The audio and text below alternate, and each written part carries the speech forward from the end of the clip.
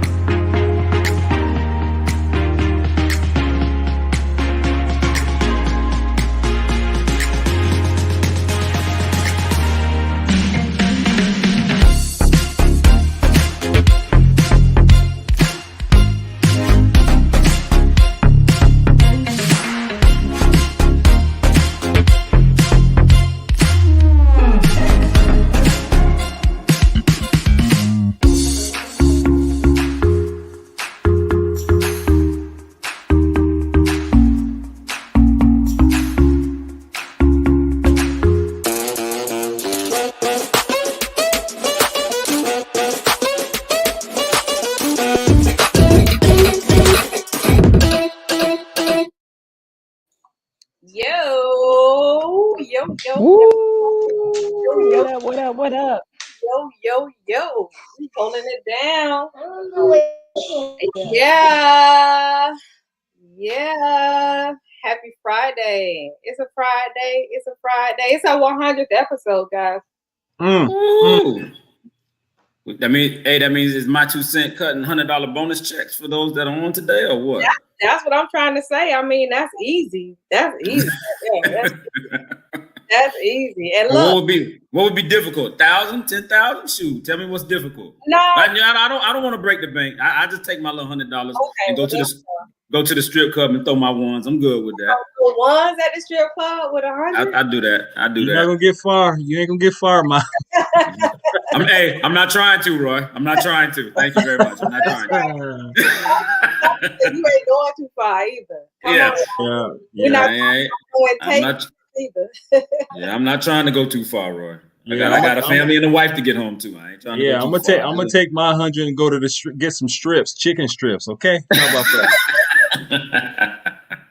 Look, this is where we were when a year ago this time, because this is when the birth of the culture occurred. It was 1 year ago. We started just to inform Black of all of the different opportunities that were out there, why we were more susceptible to COVID, what we needed to be looking for. And our first story, the first story, oh no, not that. That's a private joke. Y'all don't know about that. But our first story was from social distancing to social life. And it was about DJ Bo Weezy and the things that he was doing on social media. And this anybody out there, if you all remember just what it was like back on this day. Day was the day, March 19th, that Mayor Jimenez shut Miami down. Shut down. And the way that we found our social life was on social media. Damn the every day. Ask a million questions like Jock, where you stay? Where you stay? College park, where the chop call. Hit 20 grand, spend a grand at the bar. Squad. Just about his own. Who? J's on my Hey. feet. Moan that Patron. So get like me. 69 cutlass with the bucket seats. Beat in my trunk, bought it just for the freaks. Catch me in the hood, posted at the stove. Twiddle in my lap on the phone, counting dough. Yo. I think when I think about where we were a year ago and how everything got shut down, I think that the first thing that comes to mind is I didn't think it would last that long. Like, I thought that it was going to be like maybe a 60 to 90 day event, you know what I'm saying? And then we be back to normal. And me and my selfish ways, I was like, as long as it's gone before football season, I'm good to go. They can, you know what I'm saying? They can do whatever they want to do. But man, for it to have lingered as long as it is and to still be impacted and still have COVID, still have to follow COVID protocols, I think is somewhat astounding in that regard. I want to commend you because you have given up your Friday to spend with the culture every Friday. I mean, you all toast to every one of you because you didn't have to do it. You bring your thoughts, you bring your opinions, and your opinions, and your strong. This is, I mean, it was really great because just like Miles said, one thing with with the virus, you didn't think, the pandemic, you kind of like thought it affected work, but it went throughout your personal life. Like I Yeah, haven't seen friends in forever.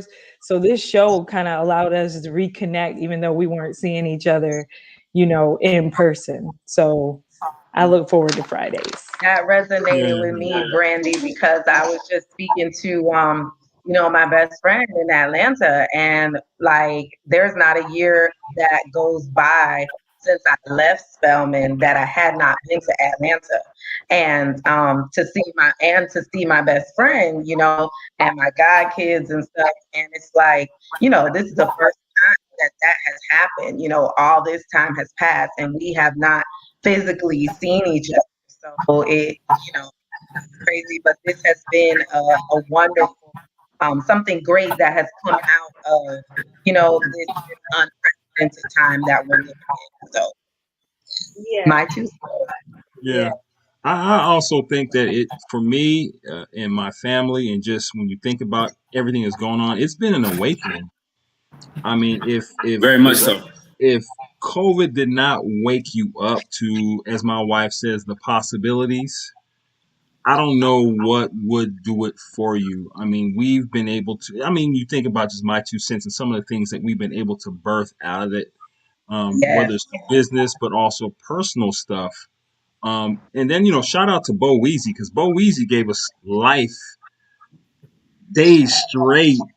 And you just don't realize how grateful and how music just heals you. And then, DJ D Nice came back around and hit us with, the doozy stuff, and I'm grateful for this moment in time. I'm also grateful for the time slowing down because it allowed me personally to just be able to see what's ahead of me, what's been going on, and to slow things down and kind of get a grasp of just life. Life was moving fast in this household. Yeah, I'd agree, Roy. I think that COVID has definitely given us an epiphany as to what is to come, and like some of the things that you may have lost in getting to your destination. Because a lot of times that's what we focus on. We focus on the destination and not necessarily the journey.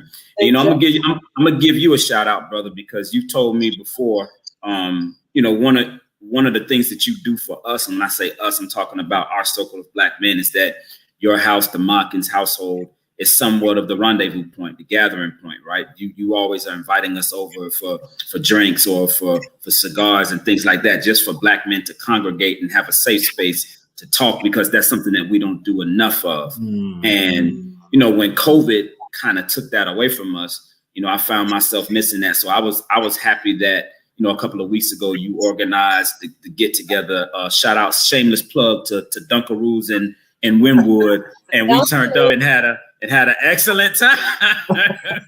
Shameless plug for the Wynwood Jamaican Rastafarian spot. Yes.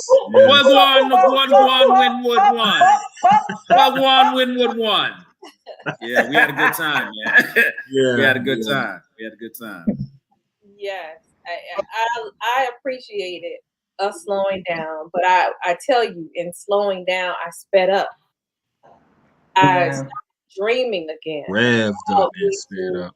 Just not allow the day-to-day to get caught up in it. I started dreaming again and started birthing again. And I'm telling you, I work harder now than I did before. But I don't say that in any type of disregard of loathing it. I appreciated it. I tell you, I drove up to North Miami last week or the week before to meet a client. I don't miss driving. I don't miss driving in the traffic and all of that hustle and bustle. I just don't miss it. I wasn't too the traffic is back. Yeah. I didn't feel productive. It actually the forced slowdown was more, it opened your eyes a little. You weren't just like in autopilot anymore. It was kind of like step back and really reflect on what matters and what your purpose was, and doing stuff more with intention as opposed to just getting through the day. Right. And then even being able to celebrate your family and prioritizing what really mattered and what didn't matter. I'm not sure if you all were able to catch the show earlier today at 12. Graham Finest, Miles, you're a real estate agent. What I'm learning is that inventory is down. People are not desiring to live close to their work location anymore. They would like a spacious home. They want a space where their kids can learn. They can just work at the home as well and have space. So the desires have changed because people are working from home. Kids are learning from home. So the inventory to purchase homes is really low. So I'll encourage you. Hey, Miles is right there. Give him a call if you're trying to get a home, because now is the time to buy. It's a seller's market, unfortunately. Interest rates are scooting up. And this is not my field. This is just from an interview today. I mean, Miles, if you want to talk about it and encourage people to go ahead and make the move, now's the time. I think that you have a situation, like you said, it's a quintessential seller's market. You have, like you said, the laws of supply and demand are definitely enacting and implementing themselves on the market, whereas you have supply that is unusually low. And then here in Miami, the demand is always relatively high. And one of the jokes that I have with my clients is say, I don't know if it's the beach. I don't know if it's the water. I don't know if it's the croquetas. I don't know if it's the strippers, but everybody wants to live in Miami for some reason. You know what I'm saying? Everybody wants to live here. Everybody wants to have a spot here. And people from the people from South America, that foreign direct investment money, a lot of times that it stabilizes our market and it increases it.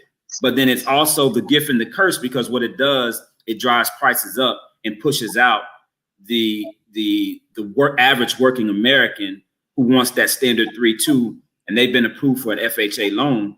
And then they say, yeah, you know, their offer is accepted for 280, and at the last second, somebody swoops in and says, "I'll give you 300 cash." I mean, and as a businessman, what do? You take that 300 cash, right? I mean, you know, it is what it is. So it's like those dynamics are so prevalent now in our market, you know. But yeah, I appreciate the plug, Ms. Markins. Holla at your boy. If you're looking to buy, sell, rent, hey, we make it happen one way or the other. Lifestyle International Realty in the building. Drop your information in the comments. Why I you got it. Drop it. D Nice is what? Right now. Yeah. I mean, we talked about him earlier. We said, you know, he was able to bring us Club Quarantine. He has 24 hours, not necessarily celebrating the pandemic, but celebrating the fact that we were able to commune, meet online, celebrate the life that we have online. So after the show, not right now, go on over to Instagram, check D Nice out. Not right now. After the show, check D Nice out. Don't go right now. Not right now. Wait, and then I was just gonna mention, I was like, Mike was like, he ready for the combo that he know is coming, right? Yes. I mean, I if you guys want to go ahead and talk about Deshaun, you can. I don't know I don't know how I feel about what's going on, but Deshaun Jackson, go on. Deshaun Watson. Yeah. Deshaun Watson. I saw today, I saw a news story that actually said that it was up to 12 lawsuits. 12 civil lawsuits have been filed against Deshaun Watson for sexual deviant, unbecoming behavior to women. And it's almost unbelievable, because it don't add up. Yeah, man, like 12. I mean, I not and make no mistake about it, I'm not in the camp that wants to minimize or undermine the accusers. You know what I'm saying? Because if he did it, he did it. But it seems rather excessive.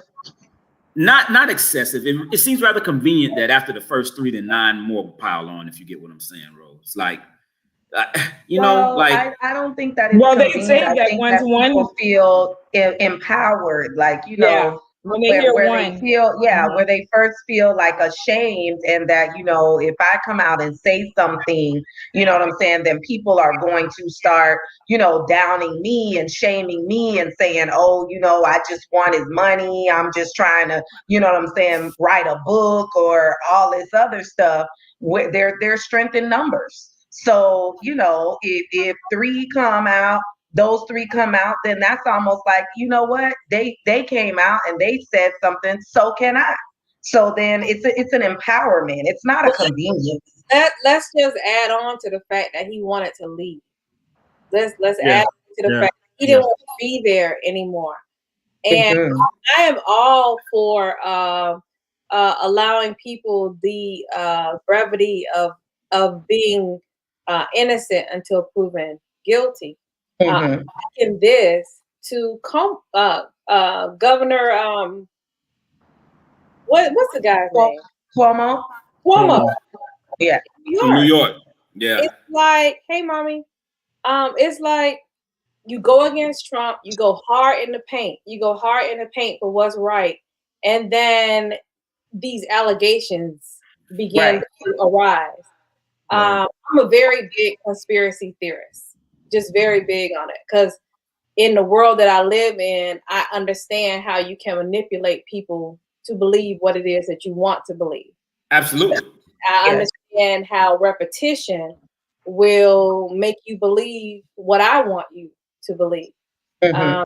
And in social media, people believe what you post, and it's not necessarily reality, but that's a whole nother masterclass. I believe in that, but in the same sense, don't put yourself in the situation where someone can amplify one, maybe a couple of instances into more. You know what I'm saying? Not that I know that we always have to be great, but it's at the point where you got to set some standards for yourself.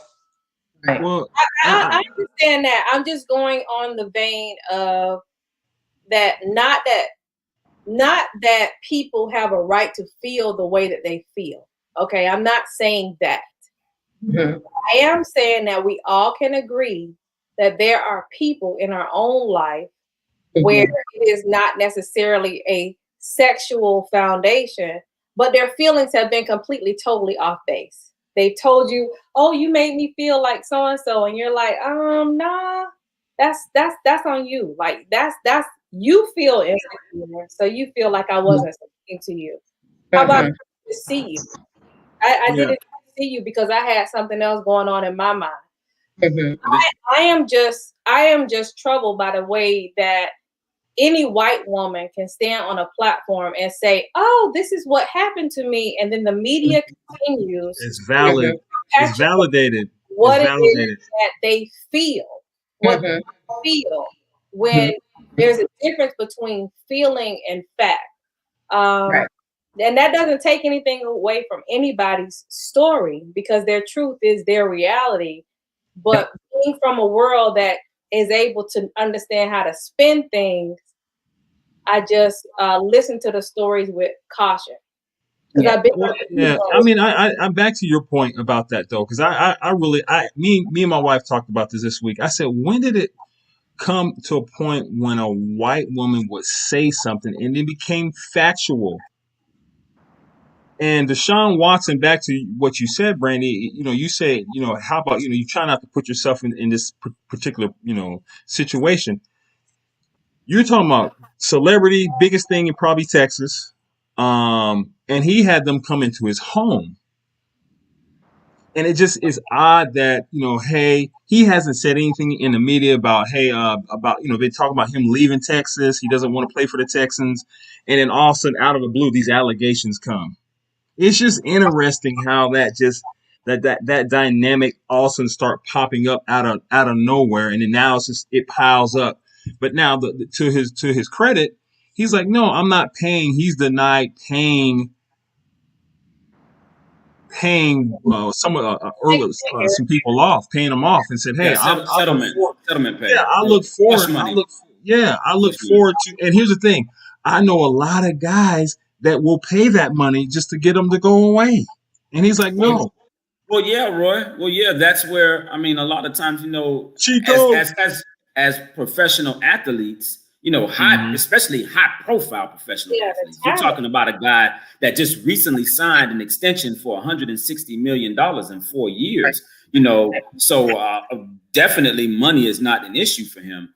But there have been some conflicting stories because he's expressed disdain for the charges and wanted to be exonerated in the court of public opinion and in the court of law. But then allegedly there's been texts where he sent some of these women apology texts saying that, he apologizes for exposing himself or for the sexual deviant. I said allegedly. I said allegedly. You know what I'm saying? So it's like you said, you listen to this stuff and a lot of times you got to take it with a grain of salt because we've seen it on both ends. We've seen the accuser who comes out and vehemently accuses a professional athlete or high profile individual of some type of sexual deviant behavior and it to turn out to be false.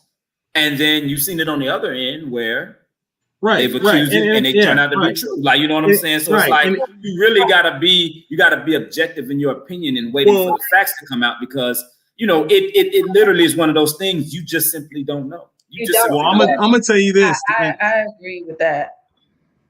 I think here's the thing. It's one thing to be objective, but I think what needs to happen. Oh, you're right, Belinda. Yeah, I took a toast by myself. Our bad. But here's the thing. Here's what you do. When these women come out and they say something that's false and is proven to be false, you charge them. You give them a criminal charge. That'll put an end to all that nonsense. A lot of times, I don't think you really feel like you got time to be doing all that. No, you do.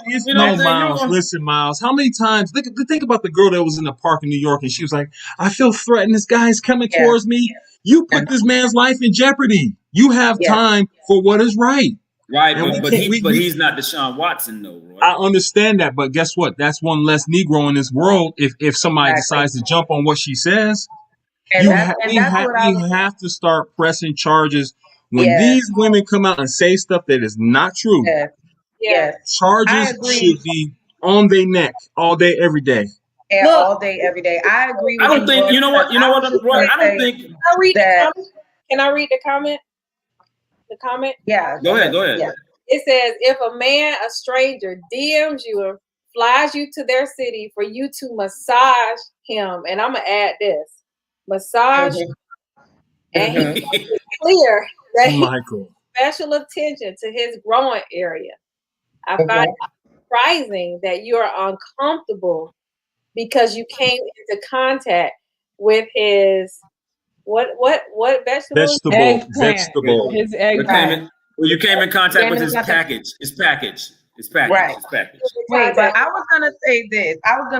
I agree with what you're saying, Roy, because when we think about this in historical context, how many men, from back in the day until now, I mean, the dynamics have changed, right? It's not, a white woman, what I'm saying, back in the woods crying wolf. You know what I'm saying? It's the same thing. It's just in a different way. Yeah, it's in a different form.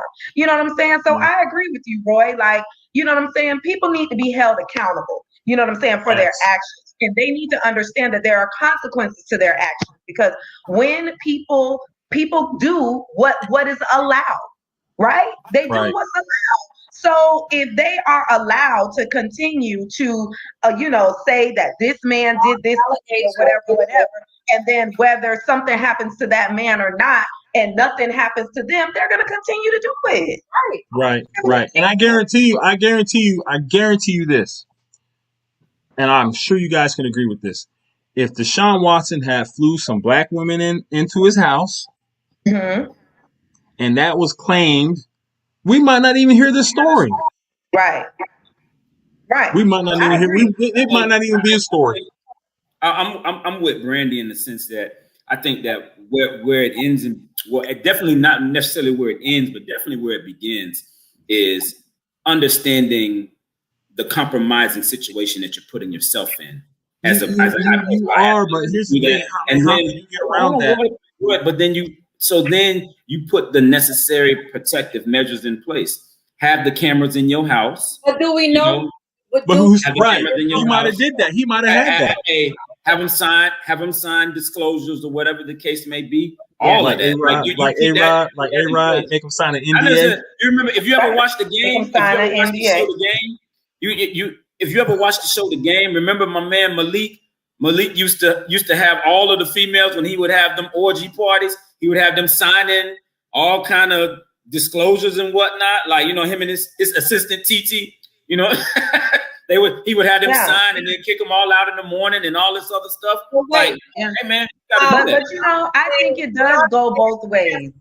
It does. Oh, it does. Because ladies, because girls know too. Like, don't be stupid, girl.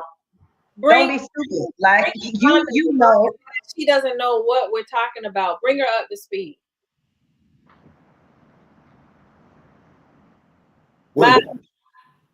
You want me to bring it out? Yeah.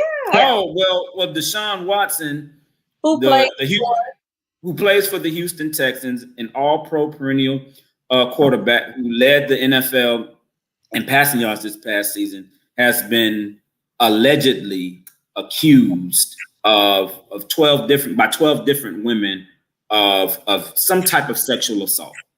The part of the story that's new to me is that I guess the first three accusers, I guess they're saying they're white. I don't know that. I don't know that they. Roy, can you corroborate that or not? They said they were. They said that they're white. So, you know, and he asked them to come out and massage. You know, he flew him out, asked them to give him special treatment, massage treatment, whatever.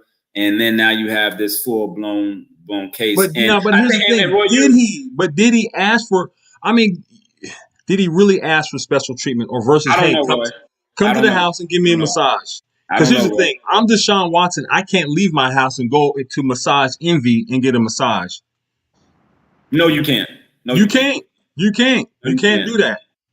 Yeah. But if I'm Deshaun Watson, also I don't know if I want to necessarily have a masseuse in my home either. Like that's why I don't feel bad. It goes back to what Brandy said. I mean, you might have like a certain area in your house that can be accessed. You know what I'm saying? They right here in this area. They ain't got to go all through your house and everything. You know, Rose, I'm a superstar athlete. I run the facility, man. Meet me at the facility and massage me, man. Right. Meet me at the facility. Are you going to get in your car to go to the facility to be treated? No, because the facility ain't gonna let you in there. That's what's not gonna happen unless they're not gonna let him in there. They're gonna let Deshaun Watson in there. Even if he demanded the trade, they're gonna let him in there. They will let Deshaun Watson in there, but they're not gonna let Deshaun Watson plus masseuse in there. Masseuse in there. That's what's not gonna happen. That's what's not gonna happen. I'm of the opinion that I understand, man. Deshaun Watson could get in there who he want to be in there. Well, the way things are working out with the Texans, Deshaun Watson might not want to be at the facility. You might be right about that, bro. You might be right about that. I'm just saying.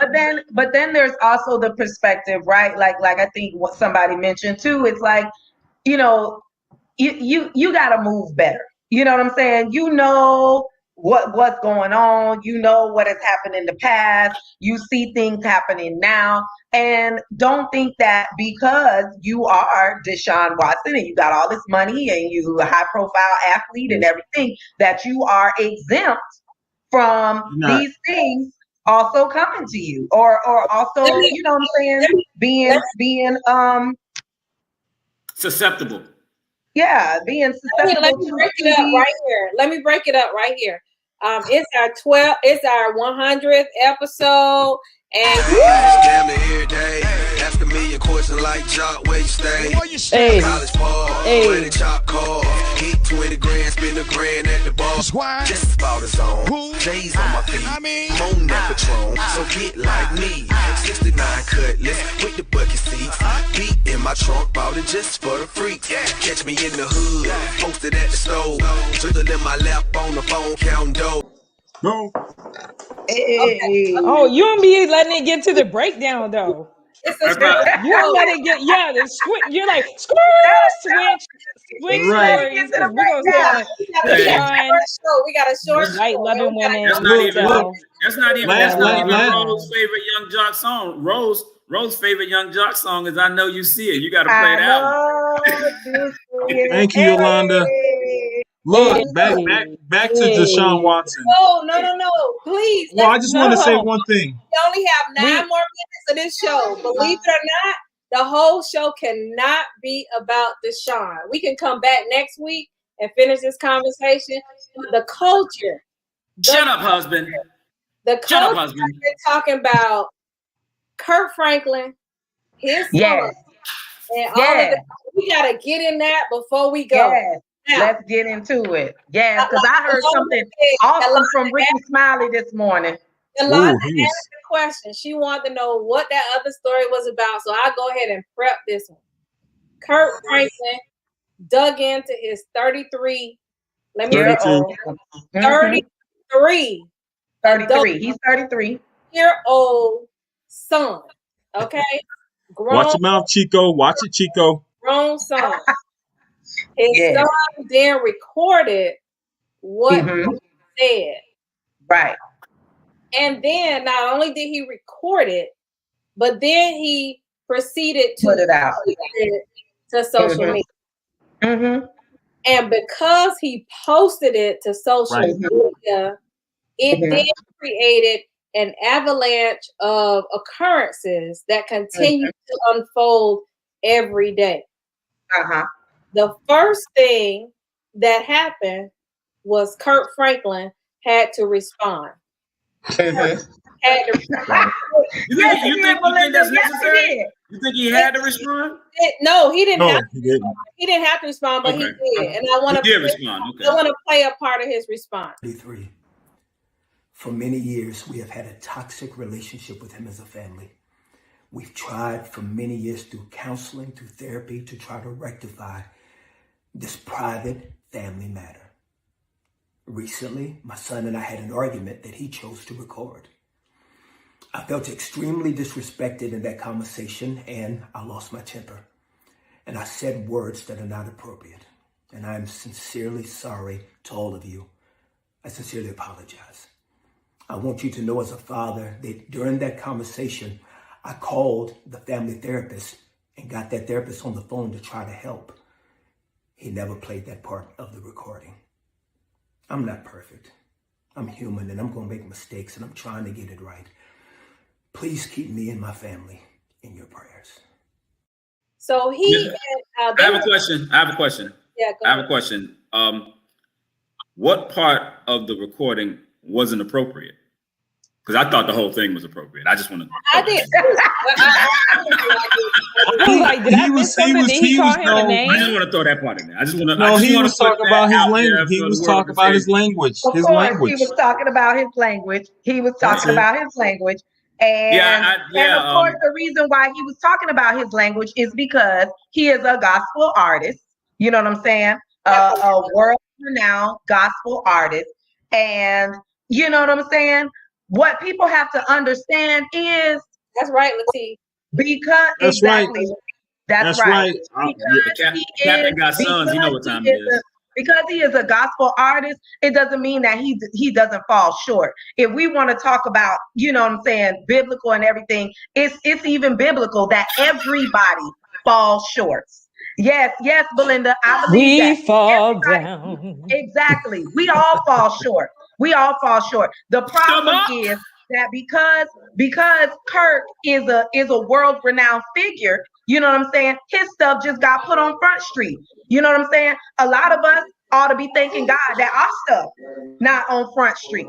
You know what I'm Yeah, saying? he wasn't supposed to keep his Ebony, composure. All these people out here who got something to say, they need to have several seats.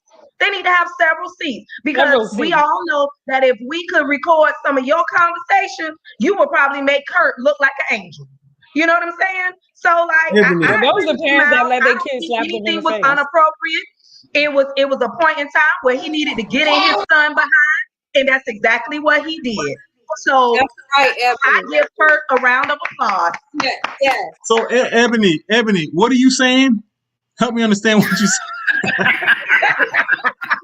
You know exactly what I'm saying, Roy. If you need to cuss their behind out, then you cuss them out. Listen, God dog it. my son just got cursed out last night, so it ain't nothing new in my house. Okay. Listen, Hey, sometimes you gotta Roy. do it. Roy, You gotta do what you gotta I grew do. up getting cussed out. Shoot, You know what I'm saying? Like, Damn near every day. Ask a million questions like Jock, where you stay? Where you stay? College ball, where they chop call. Hit 20 grand, spend a grand at the bar. Squad. Just about his own. Who? J's on my feet. I mean, Moan that Patron. So get like me. 69 cutlass with the bucket seats. Beat in my trunk, bought it just for the freaks. Catch me in the hood, posted at the stove. Twiddle in my lap. Uh-oh.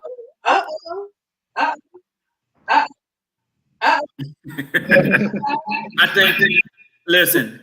I saw a quote, Roy. I saw a quote a long time ago that said, if is that mine? Is that mine? Let me try. Might be you, babe. It's me. Jay, whatever you went over there. Yeah. Turn off something. Damn near every day. Ask a million questions like Jock, where you stay? where you stay? College ball, where they chop call. Hit 20 grand, spend a grand at the bar. Squad. Just about his own. Who? J's on my feet. I mean, Moan that Patron. So get like me. 69 cutlass with the bucket seats. Beat in my trunk, bought it just for the freaks. Catch me in the hood. Wait, Belinda says that DJ live because he keep popping. And it's still echo. All I know, when Kurt called his son a skinny bitch, I fell out my seat. Then he called him broke. He called him poor. I couldn't. And then here's the thing: Kirk and his wife went on TV today with Tamara Hall.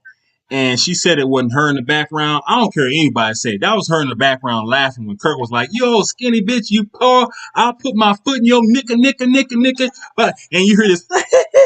That was his wife. I don't care what anybody say.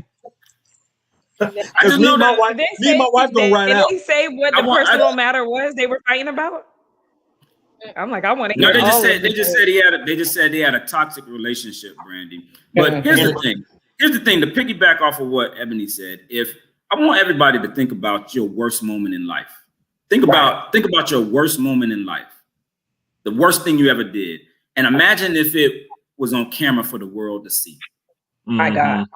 And how would they be judging? How would the world judge you? How would the world see you? And see, when you think about life like that, then you learn to give grace simply because you understand that there was a point in time in your life where you needed some of that grace. That's what I'm talking about Tiger Woods. And y'all go in about Tiger Woods. Now, see, here we go. Now you're going back. Now, see, here you go. This ain't about that. No, this ain't about that. Especially YouTube battles. You still continue to merge the issue because I'm not talking about philanthropy. I'm talking about identity. You continue to merge the issue. I'm conflating and you're merging. You want to push this envelope. That's me. Yeah, that's what you're doing. I give us all grace. Tiger Woods probably paid for one of y'all education. Y'all better leave Tiger Woods alone. You're a damn liar. He ain't never paid for nothing at a black college. Never in his life. Tiger Woods, I'm telling you, y'all sleeping on Tiger. Don't sleep on Tiger. He paid for mine. Yeah, God's not sprinkling grace on the Battle family only. I'm sorry. Right. Just saying. It's not right. Y'all leave family. Tiger alone. Tiger one of us. But she couldn't wait the host couldn't wait to slide that in. She had that on her notes, Roy. She had that on her notes. She was ready to slide that in. She couldn't wait. It's been 2 weeks since we talked about Tiger Woods. 2 weeks. She couldn't wait. I must have struck a real nerve with her, boy. Y'all just dismissed Tiger. Is that for Kurt? Yeah, but Kurt came on today and they talked about that on Tamara Hall today. And he was like, no, he says, I'm 100% sure and factual that there's nothing that's happened. He called the therapist and offered therapy with his son while he was on the phone, which is a part he did not record as well.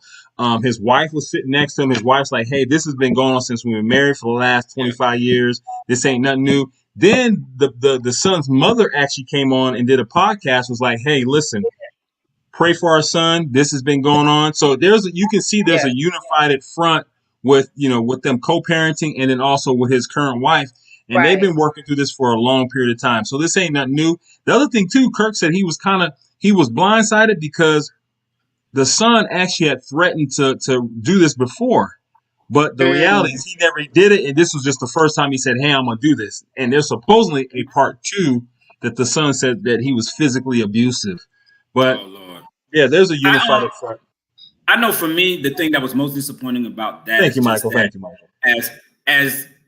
As I've gotten older, especially since I've graduated from college and entered into the real world, I have my respect for my parents, my mother and my father, has exponentially skyrocketed. Because now I know exactly all of the sacrifices that they made in order to put me in a position to succeed. Yeah, in a position to succeed, to win in life, to be successful in life. So those things that I took for granted when I was, say, 13 to 18, now as a grown man, I'm at my parents' beckoning call. Whatever they need from me, whatever they ask me, I'm going to do it. Because let me tell you, man, George and Thelma did everything in their power to make sure that Miles could do for Miles and Miles could take care of himself. And that's the part that I'm most disappointed Miles used to do everything in his power not to do what Miles. Yeah, that's the part.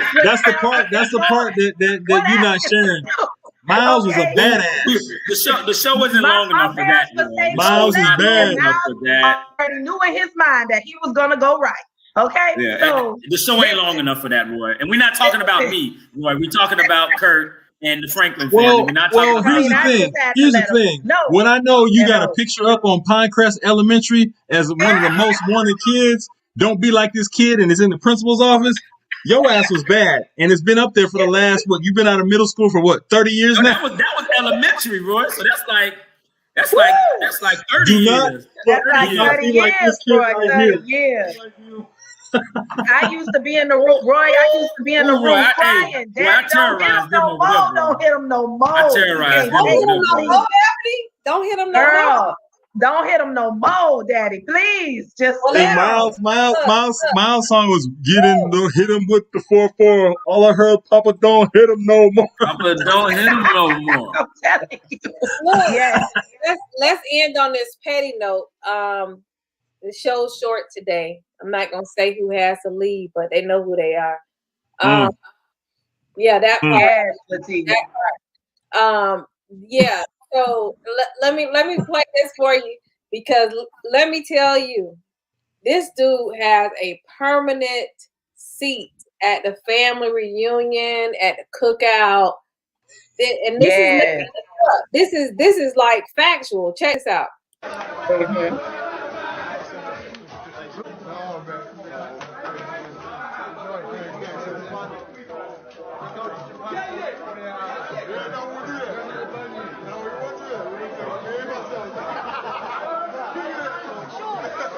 Ian Roberts. Nice to meet you. Peter Tencio. All right. Nice to meet you. Jerome Smith. Come on, brother. What's up, fam? You know this. Keith Williamson. Nice to meet you. Mary Woodbury. Nice to meet you. Jay Martell. Nice to meet you, sir. Tasha Robbins. Come on.